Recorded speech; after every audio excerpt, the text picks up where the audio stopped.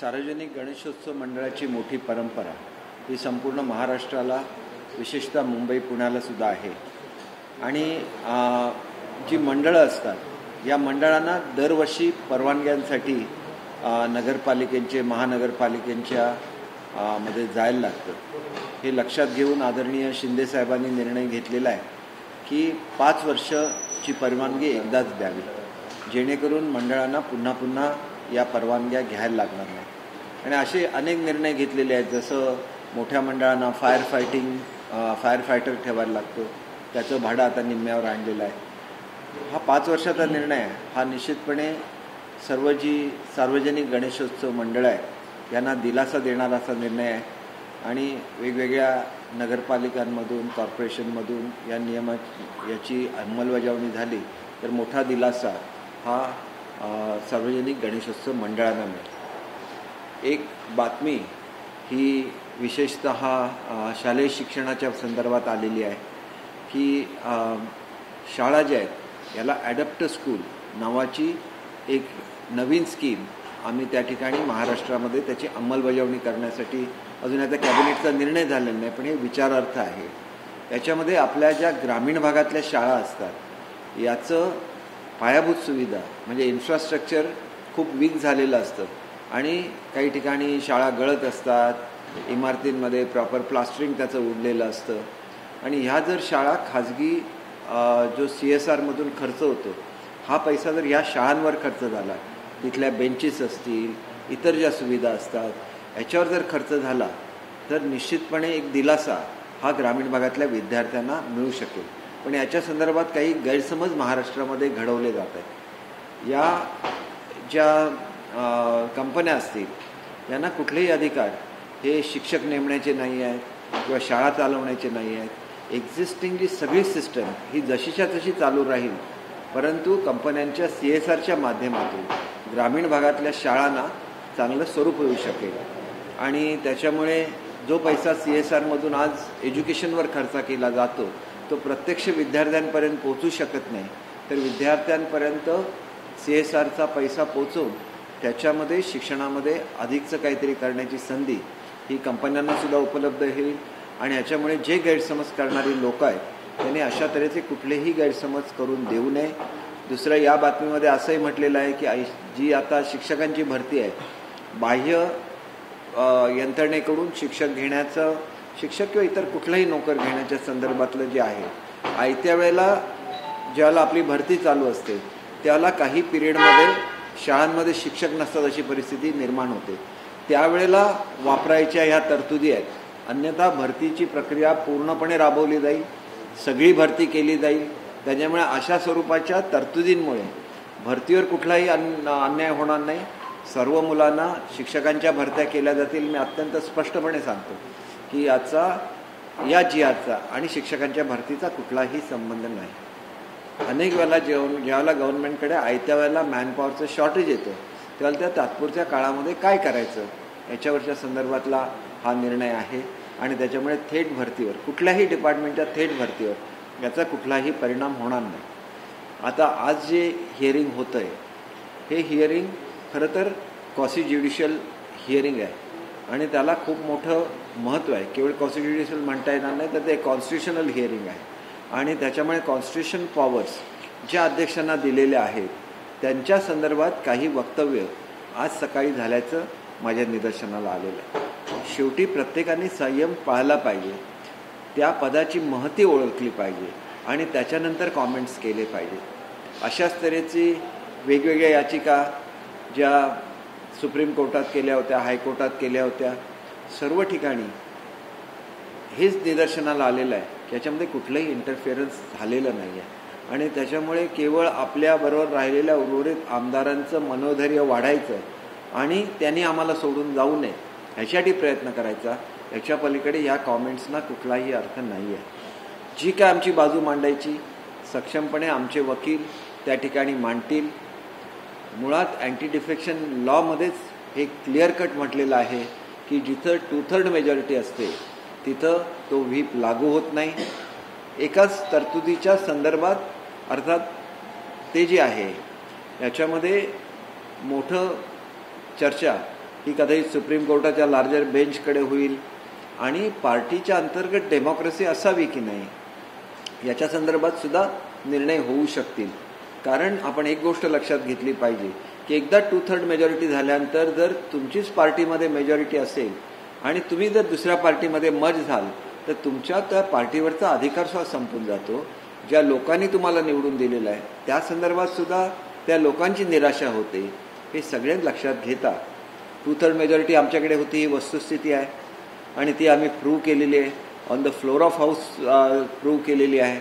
आणि जे प्रयत्न तत्कालीन मुख्यमंत्र्यांच्याकडून झाले ते रडीच्या डावासारखे प्रयत्न होते की एखादी मीटिंग बोलवायची आणि त्या मीटिंगला आलं नाही म्हणून कोणाला तरी डिस्क्वालिफिकेशन करायचं. ह्याच्यावर सुद्धा योग्य ते कॉमेंट्स आमचे त्या ठिकाणी वकील करतील. आणि हा प्रकार निश्चितपणे मला असं वाटतं की लोकशाहीला पूरक नाही. दुसरी गोष्ट अशी आहे की शिवसेनेच्या घटनेमध्ये जे बदल केले ते कळवलेले नाही आहेत इलेक्शन कमिशनला. त्याला इलेक्शन कमिशनची मान्यता नाही. असं असताना त्याची अंमलबजावणी करण्याचा प्रयत्न झालेला आहे. अनेक बदल जे अनडेमोक्रेटिक आहे हे इलेक्शन कमिशनने फेटाळून लावलेले आहेत. असे अनेक मुद्दे आहेत की ज्याच्यावर बाजू मांडली जाईल अध्यक्ष महोदयांच्या समोर, त्याच्यावर निर्णय होईल. परंतु बाहेर राहून टीका करणं किंवा काही कॉमेंट्स करणं अध्यक्षांच्या निर्णयाच्या प्रक्रियेच्या बाबतीत हे मात्र लोकशाहीमध्ये योग्य नाही असं मला वाटतं. आणि वेळोवेळी याच्या संदर्भात त्यांना चपराक मिळालेली आहे आणि ही चपराक प्रत्येक वेळेला ज्यावेळेला जातात त्यावेळेला त्यांना ही मिळते. कारण त्यांच्या मागण्या ह्या अनकॉन्स्टिट्युशनल असतात आणि त्याच्यामुळेच वारंवार त्याच्यावर कॉमेंट करत राहायचं. आम्हाला कुठलाही कॉमेंट करायचं नाही, आम्ही सक्षमपणे आमची बाजू मांडू आणि आमची खात्री आहे की आम्हाला न्याय मिळेल. अकॅडमिक स्वरूपाचे जे निर्णय आहेत पक्षांतर्गत लोकशाही असावी म्हणून काय करावी, जसं शिवसेनेमधला घटनेमध्ये केलेला बदल हा जसा इलेक्शन कमिशनने फेटाळला अनडेमोक्रेटिक असल्यामुळे, तर ह्याचा सुद्धा विचार झाला पाहिजे. आणि त्याच्यामुळे हे जे काय अकॅडमिक चर्चा होईल त्याच्यामधून निश्चितपणे भारतातली लोकशाही बळकट करण्याच्या दृष्टीने काही निर्णय होतील आणि ते पुढच्या काळामध्ये निश्चितपणे मार्गदर्शक ठरतील याची मला खात्री आहे. सर, सुप्रीम कोर्टाचे याचिकाकर्ते आहेत असीम सरोदे हे आता जे असीम सरोदे हे आता थोड्याच वेळात विधानभवनात परिसरात पोहोचलेले आहेत. त्यांच्या एकूणच मांडणीवरती ठाकरे गटाची बाजू मांडणार असल्याचं कळतंय. त्यांच्यावर काही आपण हरकत घेणार आहात का काय? हे बघा, हरकत घेण्याची मला माहिती नाही की वकिलांनी घ्यायची. आम्ही सहसा असं करत नाही. ज्याला बाजू मांडायची त्यांनी बाजू मांडावी. वारंवार जे कोर्टामध्ये गेले आणि त्यांनी जी बाजू मांडली त्याच्यामध्ये कुठलंही असं दिसत नाही की त्यांनी मांडलेल्या मुद्द्यांवर काही कोर्टाने निर्णय दिले वगैरे असं काही झालेलं नाही. कोर्ट ही सुप्रीम असतात. त्यांनी जे निर्णय दिलेले असतात त्याच्यावर कोणी कॉमेंट करायचा नसतो. त्याच्यामुळे त्यांना बाजू मांडायची तर ते मांडू शकतात. आमचे वकीलसुद्धा सक्षमपणे आमची बाजू मांडतील. आम्ही काय त्या ठिकाणी गेलेलो नाही. आमचे वकील जातील, कारण आयदर तुम्ही जाऊ शकता किंवा तुम्ही वकिलांमार्फत तुमचं रिप्रेझेंटेशन देऊ शकता. त्याप्रमाणे आमचे वकील आमचे रिप्रेझेंटेशन देतील आणि सत्याचा विजय होईल. कारण 2/3च्या वर मेजॉरिटी ही वस्तुस्थिती आहे.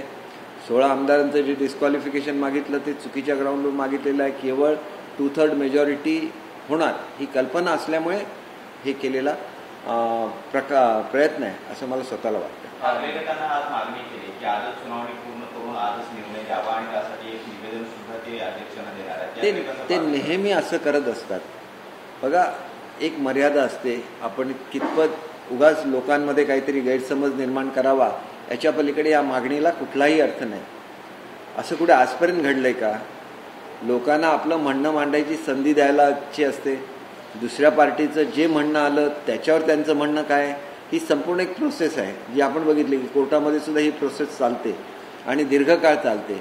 याचं कारण प्रत्येकाला आपली बाजू मांडायचा अधिकार असतो आणि त्या बाजूच्या संदर्भात विरोधी पक्षांनी जर त्यांच्याविरुद्ध काय मांडलेलं असेल तर त्याचं सुद्धा उत्तर देण्याची त्याला अपॉर्च्युनिटी असते. त्याच्यामुळे हा काय आहे हे स्वप्नरंजन आहे आणि असं प्रत्यक्षामध्ये कधीही घडत नसते. दुसरीकडे भास्कर जाधवनी टीका केलेली आहे की काय निर्णय घेणार, कोणती संस्था काय निर्णय घेणार हे ऑलरेडी सत्ताधारी सांगत असतात. त्यामुळे स्वायत्त संस्था या कोणत्या परिस्थितीत आहेत याचं खरं तर असं आम्ही कधीच सांगितलेलं नाही. संजय राऊत सांगतात. त्याच्यामुळे संजय राऊतना त्यांनी हेच सांगावं की असं काही बोलू नका म्हणून. दुसरीकडे जरंगे पाटलांचं आजचं जे घोषणा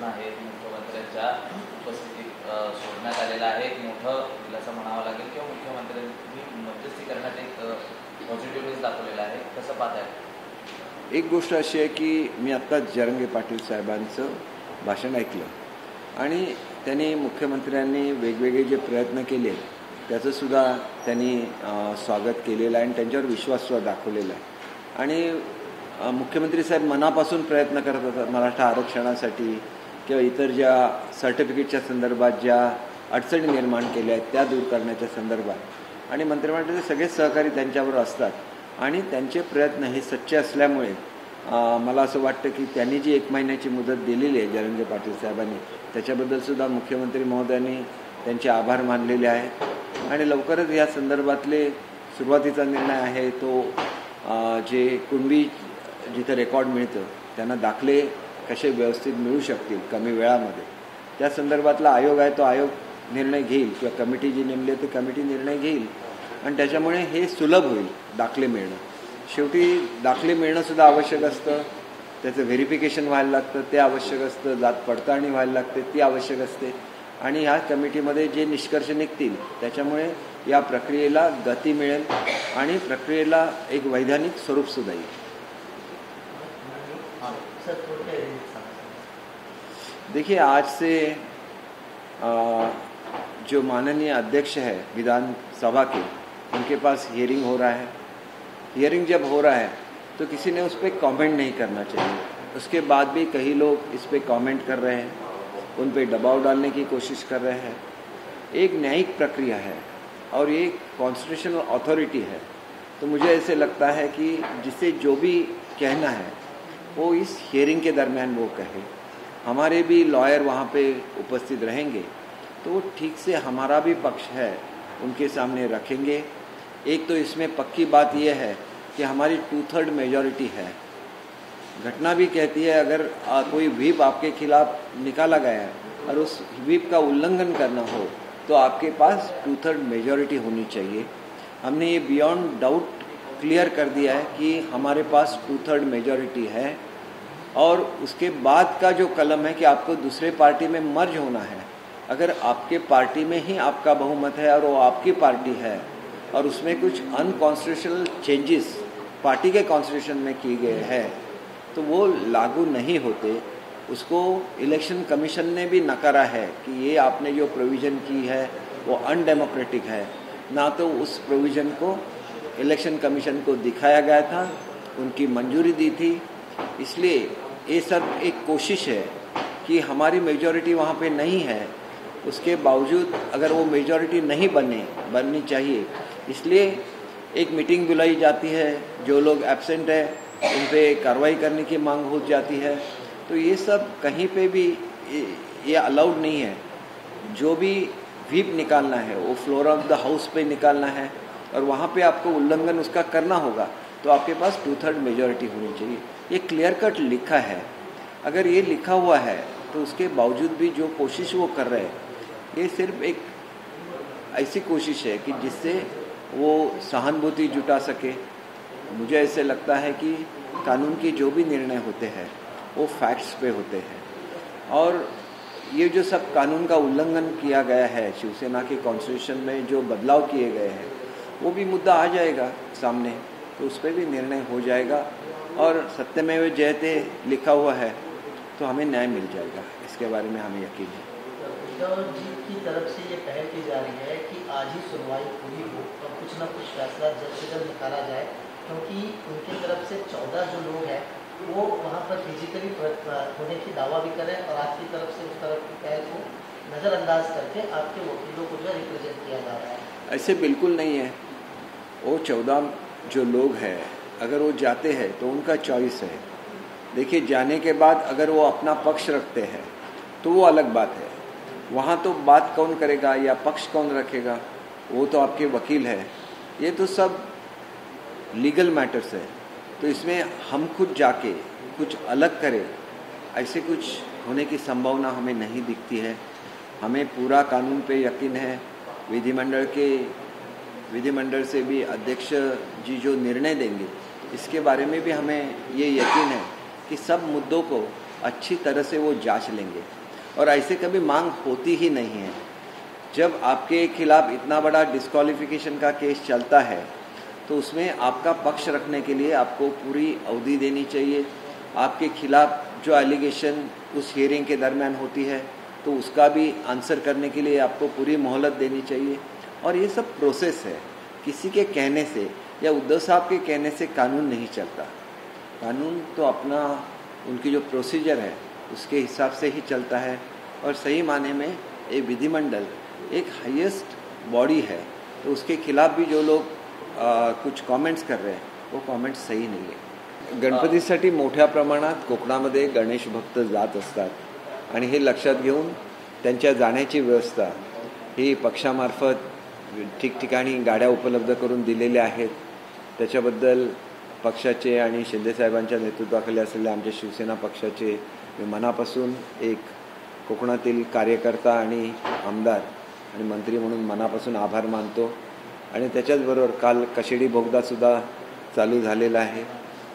एक निदान ट्रॅक तरी पूर्ण चांगला करण्यासाठी या खात्याचे मंत्री रवींद्रजी चव्हाण हे प्रयत्न करतायत आणि त्याच्यामुळे हा प्रवास सुखरूप होईल अशी मला खात्री आहे।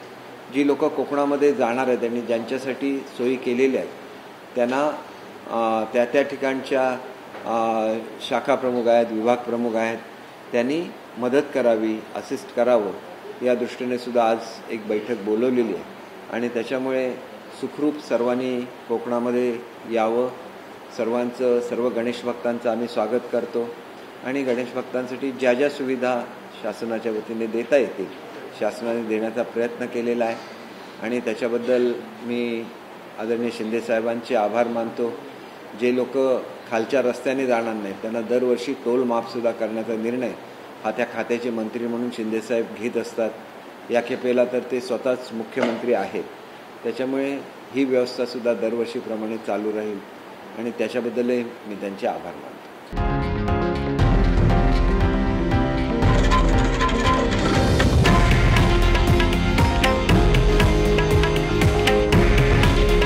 हे आहे देशातील नंबर 1 न्यूज नेटवर्क आणि आपण पाहत आहात TV9 मराठी। काळजी तुमची, हित महाराष्ट्राचं।